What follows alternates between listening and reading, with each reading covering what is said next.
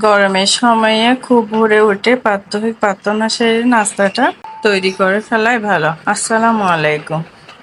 ভোরে সূর্য ওঠার আগে সকালের নাস্তাটা রেডি করলাম, রুটি আর রাত্রে ফুটে রাখা চিচিঙ্গা, ডিম দিয়ে চিচিঙ্গা ভাজি। নাস্তাটা সেরে তারপরে ছাদে মরিচগুলো শুকানোর জন্য নিয়ে গেলাম। এটা গতকালকে ধুয়ে শুকাত দিছিলাম বোটা সহ। আজকে বোটাটা ছাড়াইয়া তারপর আবার শুকাত দিছি।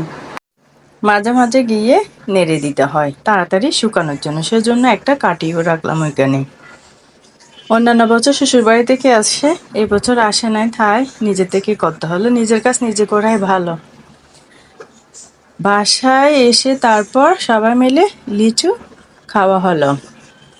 কিন্ডার গার্ডেনে জব করলে তো কাজ অনেক, তাই বাসায় বসে প্রশ্নগুলো রেডি করলাম। প্রশ্ন রেডি করার পর দুপুরের জন্য রুই মাছ রান্না করলাম, ভাত রেডি করলাম, সকালে চিচিঙ্গা ভাজি আছেই।